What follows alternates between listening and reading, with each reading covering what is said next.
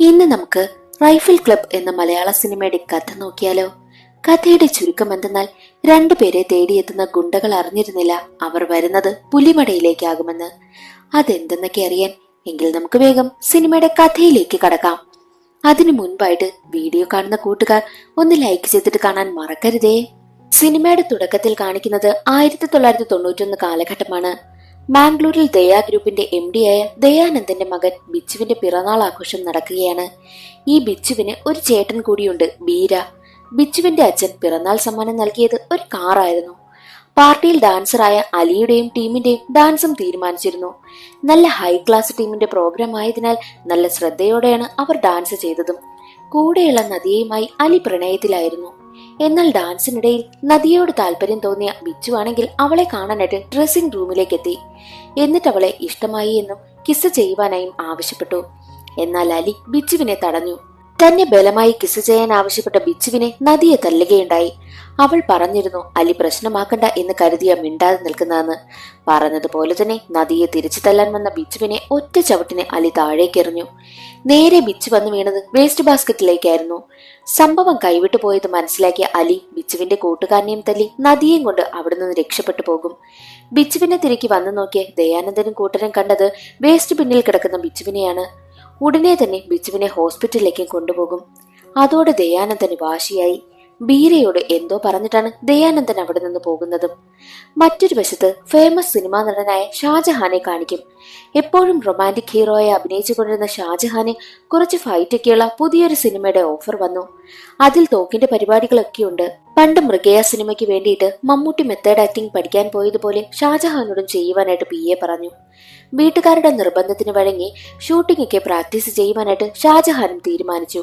അതിന് പറ്റിയ നല്ല സ്ഥലമുണ്ടെന്ന് പറഞ്ഞ് PA കൂട്ടിക്കൊണ്ടു പോകുന്നത് വയനാട്ടിലെ റൈഫിൾ ക്ലബിലേക്കായിരുന്നു. ക്ലബിന്റെ ചരിത്രം എന്തെന്ന് PA പറയുന്നുമുണ്ട്. പണ്ട് ബ്രിട്ടീഷുകാരുടെ ഭരണകാലത്ത് ബ്രിട്ടീഷുകാർ പണിത കോട്ടയാണ് അത്. ടിപ്പു പിടിച്ചടക്കി. ബ്രിട്ടീഷുകാരുടെ ആയുധങ്ങൾ സൂക്ഷിച്ച സ്ഥലമായിരുന്നു അത്. ടിപ്പുവിന്റെ മരണശേഷം ആയുധങ്ങൾ നിലവറയിലിട്ട് പൂട്ടി. പിന്നീട് ആ ക്ലബ്ബ് നസ്രാണികൾ കയ്യേറിയെന്ന് പറയും. എന്നാൽ ആ ആയുധങ്ങളെല്ലാം ഇപ്പോഴും അവരുടെ കൈവശമുണ്ടെന്നും PA പറയുന്നുണ്ട്.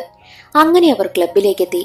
അവിടേക്ക് വേട്ടയാടിയ കാട്ടുപന്നികളെയൊക്കെ ജോലിക്കാർ കൊണ്ടുവരുന്നതും അവർ കാണുന്നുണ്ട്. ഒരു ടീം ഷൂട്ടിംഗ് ഒക്കെ പ്രാക്ടീസ് ചെയ്യുകയാണ്. ക്ലബിനുള്ളിലേക്ക് കയറുമ്പോൾ തന്നെ 3 പേരുടെ ഫോട്ടോ കാണാം. അവർ 3 പേരുമാണ് ക്ലബിന്റെ ഫൗണ്ടർ. കൊച്ചൌസേപ്പും സക്കറിയും മരിച്ചു. ലോനപ്പൻ ഇപ്പോഴും ജീവിച്ചിരിപ്പുണ്ട്. സക്കറിയുടെ മകനാണ് ക്ലബിന്റെ മെയിൻ ആളായ സെക്രട്ടറിയായ അവറാൻ. അവറാന്റെ ഭാര്യയാണ് സിസിലി. അവറാൻ ഷാജഹാന് തോക്കൊക്കെ കൊടുക്കുന്നുണ്ട്. പക്ഷേ ഷാജഹാന് പരിചയമില്ലാത്ത കാര്യമായതിനാൽ കുറച്ച് ടൈം എടുക്കുമെന്നും അവറാന് മനസ്സിലായി. പരമ്പരാഗതമായി അവർ സൂക്ഷിച്ചു വന്ന തോക്കുകളൊക്കെ കാണിച്ചു കൊടുക്കുകയും ചെയ്യുന്നുണ്ട്. ടിപ്പുവിന്റെയും ബ്രിട്ടീഷുകാരുടെയും പിന്നെ കാരണവന്മാരുടെയും തോക്കുകളൊക്കെ സൂക്ഷിച്ചു വെച്ചിരുന്ന നിലവറയുണ്ട്. അത് മാത്രം അവറാൻ കാണിച്ചു കൊടുത്തില്ല. അതേസമയം ഗോഡ്ജോ അവിടേക്ക് വരും. ഈ ഗോഡ്ജോ ആരെന്നാൽ അവറാന്റെ ഒരേ ഒരു പെങ്ങളായ കുഞ്ഞുമോളുടെ ഭർത്താവാണ്. ഈ ഗോഡ്ജോ ക്ലബിന്റെ 3 ഫൗണ്ടർമാരിൽ ഒരാളായ ലോനപ്പന്റെ മകനാണ്. മറ്റൊരു ഫൗണ്ടറായ കൊച്ചൌസേപ്പിന്റെ മകളാണ് ഇട്ടിയാനം. ഷൂട്ടിംഗിൽ പുള്ളിക്കാരി മിടുക്കിയാണ്.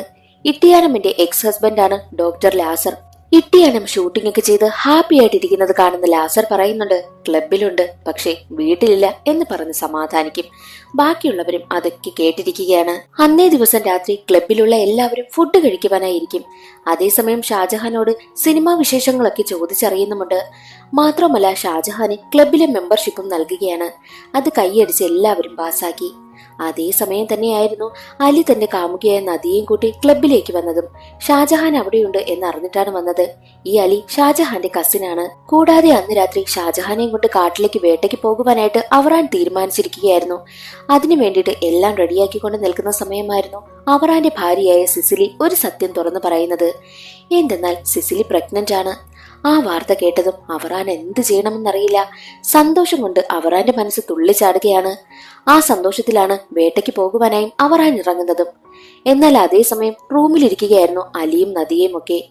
അവരാണെങ്കിൽ ഷാജഹാനോട് നടന്ന സംഭവം എല്ലാം തുറന്നു പറഞ്ഞു. നിങ്ങളെ ഫോളോ ചെയ്ത് ആ കൂട്ടരുണ്ടോ എന്ന് ചോദിക്കുമ്പോൾ ഉണ്ടെന്നാണ് തോന്നുന്നതെന്ന് അലി പറയുന്നുമുണ്ട്.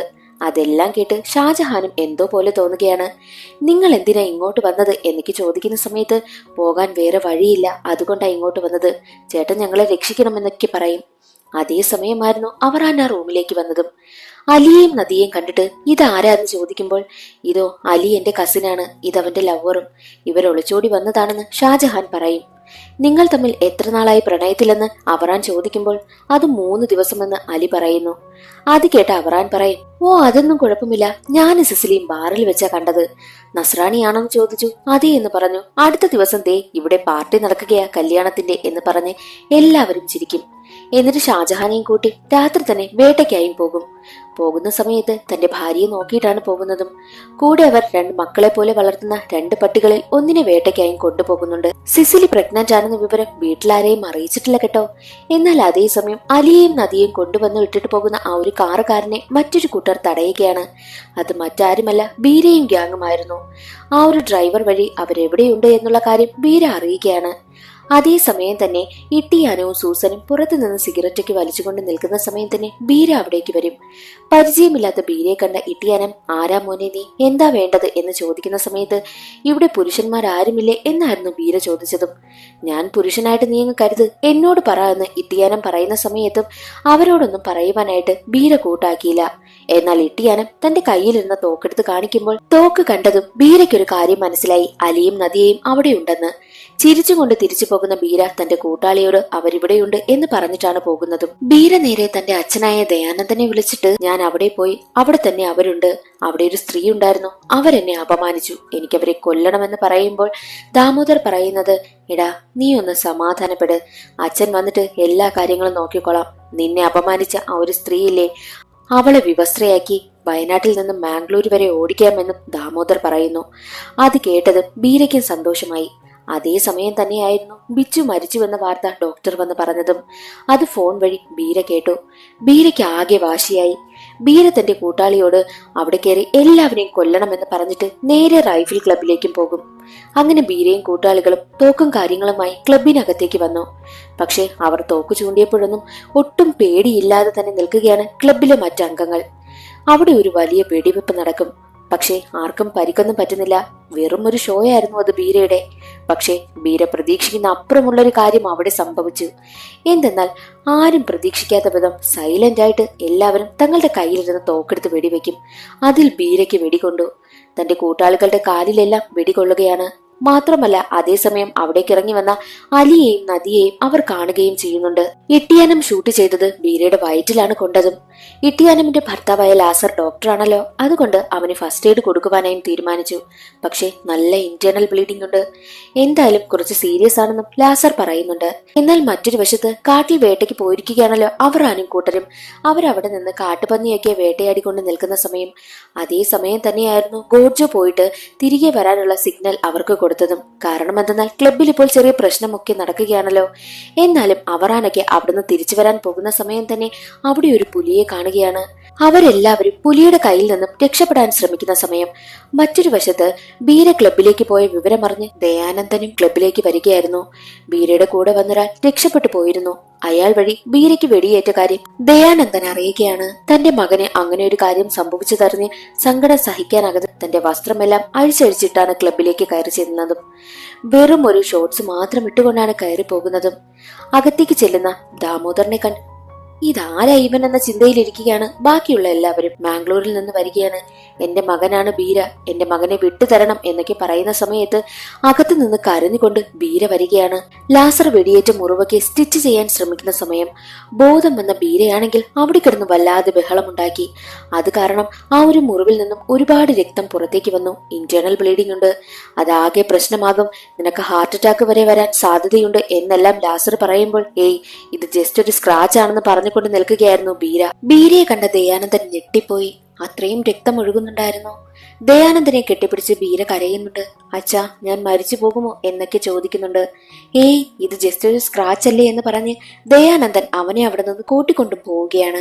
വേറൊരു വഴിയുമില്ലാതെ സിസിലി തന്റെ കൈവശമുണ്ടായിരുന്ന മറ്റൊരു നായ്ക്കുട്ടിയുടെ അടുത്ത് ഒരു പേപ്പറിൽ എഴുതി അതിന്റെ കഴുത്തിലെ ബെൽറ്റിൽ വെച്ച് നായ്ക്കുട്ടിയെ കാട്ടിലേക്ക് മയക്കുന്നു. അതേസമയമായിരുന്നു അവറാനും കൂട്ടരും പുലിയിൽ നിന്നും രക്ഷപ്പെടുവാനായി ശ്രമിച്ചുകൊണ്ടിരുന്നതും. എന്നാൽ ആ നായ്ക്കുട്ടി അവിടേക്ക് വന്നതും പുലിയാണെങ്കിൽ അതിനെ കടിച്ചു കീറി അതിന്റെ കഴുത്ത് കടിച്ചു വലിച്ചെറിയുകയാണ്. എന്നിട്ട് പുലി അവിടെ നിന്ന് പോവുകയും ചെയ്തു.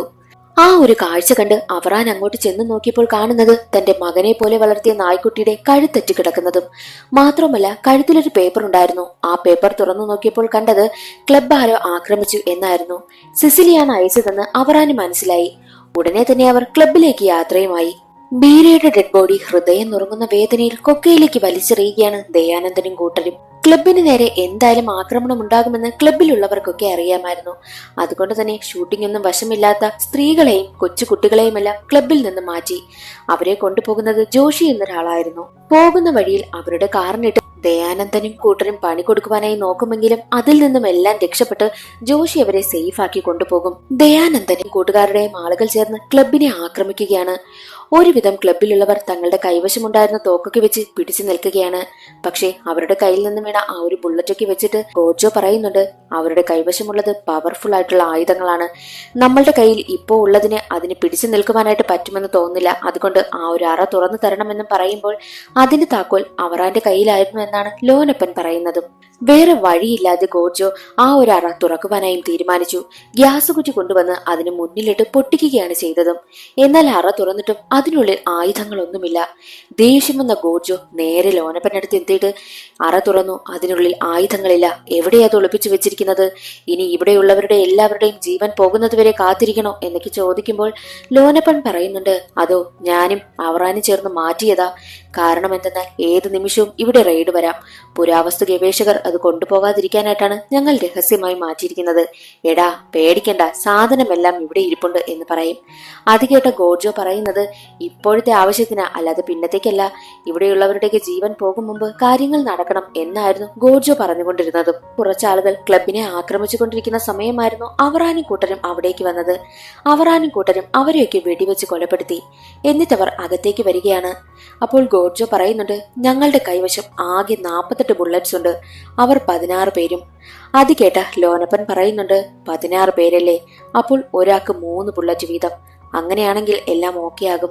എന്നാൽ അത് കേട്ട ഗോഡ്ജോ പറയുന്നത്, അതെങ്ങനെ ഞങ്ങളെ കൊണ്ട് പറ്റുമെന്നായിരുന്നു. അപ്പോൾ ലോനപ്പനും അവറാനും പറയുന്നത്, പറ്റണം, അതാണ് തോക്ക് കയ്യിലെടുക്കുന്നവരുടെ കഴിവെന്നും അവറാൻ പറയുന്നുമുണ്ട്. അങ്ങനെ അവർ എല്ലാവരും ചേർന്ന് പൊരുതുവാനായും തീരുമാനിച്ചു. കുറെ ആളുകൾ ക്ലബിലേക്ക് ആക്രമിക്കുവാനായി വന്നുകൊണ്ടേയിരുന്നു. കുറെ പേർ കൂടി ചെല്ലും. പക്ഷെ അവരെയെല്ലാം ക്ലബിലുള്ളവർ ഒതുക്കുകയാണ് ചെയ്തത്. അവിടെയുള്ള സ്ത്രീയെന്നോ പുരുഷനെന്നോ ഇല്ലാതെ എല്ലാവരും തോക്കെടുത്തിട്ടുണ്ട്. ദയാനന്ദനും കൂട്ടരും വന്നു നോക്കുമ്പോൾ കണ്ട കാഴ്ച ദയാനന്ദന്റെ ആളുകളൊക്കെ മരിച്ചു കിടക്കുന്നതാണ്. എന്നാൽ അതേ സമയം തന്നെ അപ്പുറത്ത് ഷാജഹാനെയും കൂട്ടരെയും ഒക്കെ ക്ലബിലുള്ളവർ പൂട്ടിയിട്ടിരിക്കുകയാണ്. അവരെ ആരും ഒന്നും ചെയ്യരുത് എന്ന ഉദ്ദേശമാണ്. ഇതെല്ലാം കണ്ടുകൊണ്ടിരിക്കുന്ന സമയം തന്നെ ഷാജഹാന്റെ PA പറയുന്നുണ്ട്, നമുക്ക് ഈ സിനിമ ചെയ്യണോ? ഇതെല്ലാം കണ്ടിട്ട് എനിക്ക് പേടിയാകുന്നു. അപ്പോൾ അത് കേട്ട ഷാജഹാൻ പറയുന്നത്, ഇനി എന്തെന്ന് പറഞ്ഞാലും നമ്മൾ ഈ സിനിമ ചെയ്യും എന്നായിരുന്നു. എന്നാൽ മറ്റൊരു വശത്ത് ദയാനന്ദനും കൂട്ടരും ക്ലബിനെ ആക്രമിക്കുവാനായി കയറും. ദയാനന്ദൻ പുറത്തു നിന്നുകൊണ്ട് ചോദിക്കും, ഇവിടുത്തെ ഹെഡ് ആരാ? അപ്പോൾ അകത്തു നിന്നും സെക്രട്ടറി അവറാൻ എന്ന് വിളിച്ച് പറയും. നിങ്ങൾക്ക് കുട്ടികളുണ്ടോ? അത് കേട്ട അവറാൻ, ഇല്ല ലോഡിംഗ് എന്ന് പറയുമ്പോൾ അത് കേട്ടതും സിസിലി പ്രഗ്നന്റ് ആണെന്ന് ബാക്കിയുള്ളവർക്ക് മനസ്സിലായി. അതേസമയം തന്നെ അവർ അങ്ങോട്ടും ഇങ്ങോട്ടുമൊക്കെ ഓരോ സംസാരവും നടക്കുന്നുണ്ട്. എന്നാൽ മറ്റൊരു വശത്ത് ഷാജഹാനും കൂട്ടരും ഒരു റൂമിലിരിക്കുകയാണെന്ന് പറഞ്ഞില്ലേ, ആ റൂമിനെ ആക്രമിക്കുവാനായിട്ട് ഈ ദയാനന്ദന്റെ കൂട്ടരൊക്കെ അകത്തേക്ക് കയറും. എന്നാൽ ഷാജഹാനും പിന്നെ ആ ഒരു അലിയും ചേർന്ന് അവരെയൊക്കെ അടിച്ചു വീഴ്ത്തുകയും ചെയ്യുന്നുണ്ട്. ദയാനന്ദൻ എന്റെ രാവണനാണെന്ന് പറഞ്ഞ് ഒരു പയ്യനെ കൊണ്ട് നടക്കുന്നുണ്ട്. അവനാണ് ഈ ഒരു ബൈക്കിൽ വന്നിട്ട് ആളുകളെയൊക്കെ കൊല്ലുന്നവൻ. പറയുന്നുണ്ട്, എന്റെ രാവണൻ അകത്തോട്ട് കയറിയിട്ടുണ്ട്, നിങ്ങളെല്ലാം കൊന്നുകളയുമെന്നായിരുന്നു. എന്നാൽ എന്താ സംഭവിച്ചത്? ആ രാവണനെ ക്ലബിലുള്ളവരെല്ലാം ചേർന്ന് കെട്ടിത്തൂക്കി കൊല്ലുകയാണ് ചെയ്തത്. ആ കാഴ്ച നമ്മുടെ ദയാനന്ദനും കണ്ടു. പിന്നീട് നോക്കിയപ്പോൾ ദയാനന്ദന്റെ എല്ലാ കൂട്ടാളികളെയും കൊന്നുകളഞ്ഞു അവർ. ആകെ അവശേഷിക്കുന്നത് ദയാനന്ദൻ സഹോദരനെ പോലെ കാണുന്ന ഒരാൾ മാത്രമാണ്. അങ്ങനെ രണ്ടാളും ക്ലബിനുള്ളിലേക്ക് കയറും. പക്ഷെ അവിടെയെങ്ങും ആരെയും കാണുന്നില്ല. എല്ലാരും ഒളിച്ചിരിക്കുകയാണ്.